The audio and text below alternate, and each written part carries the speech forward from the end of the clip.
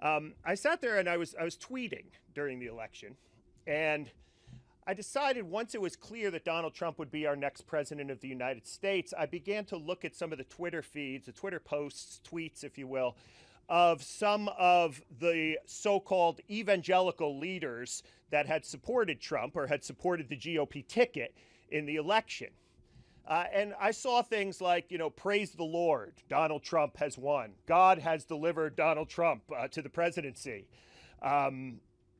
Thank God that all of the Christians came out and did the right thing and voted for this man, right? And on and on and on. And, as someone who identifies as an evangelical Christian myself, I was angry. I felt betrayed by what happened, and then later on, later in the week, I learned that roughly 8 out of 10 white evangelicals had actually voted for Donald Trump. But at that moment, emotions took over, passions took over, and I wrote out a tweet myself. And the tweet went something like this: "If this is American evangelicalism, I'm out," right? Now, the next day or the day after, the religion writer Jonathan Merritt wrote a piece in The Atlantic in which he quoted or embedded my tweet in the piece. And next thing you know, my email box started filling up with all of my progressive friends saying, "Good job, way to go. You're it's about time, that you got out of that sort of, backwards form of religion or whatever. Glad you're resigning from evangelicalism." I think it was the evangelical history professor Ron Wells. I'm guessing most of you won't know him, but he made a wonderful comment about resigning from evangelicalism. You can't resign from evangelicalism because there's no place to send the letter, right?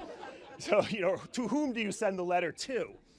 But then, of course, my mailbox was filled with evangelical friends saying, "Don't abandon us, stick with it." Evangelical is from the Greek word meaning gospel or good news, right? It has a transformative power over so many people. So, just back and forth. And then, I wrote a few things about it. I blogged about it. But then after about a week or two, the passions died down. I don't think they waned very much, but at least I was able to start to see clearly. And I remembered, interestingly enough, that I was an American historian as well, right? And rather than sort of get caught up in the emotions of the event and the election of Trump, I thought, well, why is it that 8 out of 10 white evangelicals voted for this man? Is there some kind of something within the history of American evangelicalism that, made this a perfectly normal decision? What was it about evangelicalism? And I soon realized, and I sort of, kicked myself in a sense, right? I should have seen this coming. I had studied and devoted a significant portion of my career up in this point to thinking about the history of American evangelicalism. This seemed perfectly logical that 81% would vote for Donald Trump in light of the things that I had studied. And it's at that point that I decided I want to think about this as a historian, also as an evangelical myself, but also as a historian, and try to think about the historical forces that led so many white evangelicals to vote for Donald Trump. So I just want to set this up, I just want to read a very brief passage of Believe Me, and then try to suggest what I've concluded to be those forces that led all of these white evangelicals to vote for Trump. When Donald Trump speaks to his followers in the mass rallies that have now become a fixture of his populist brand, he loves to use the phrase, "Believe me." The internet is filled with video montages of Trump using this signature catchphrase, perhaps even more frequently than "Make America Great Again."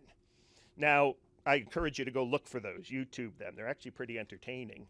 If they weren't, they're also very sad. But believe me, folks, we're building the wall. Believe me, we're building the wall. I love women.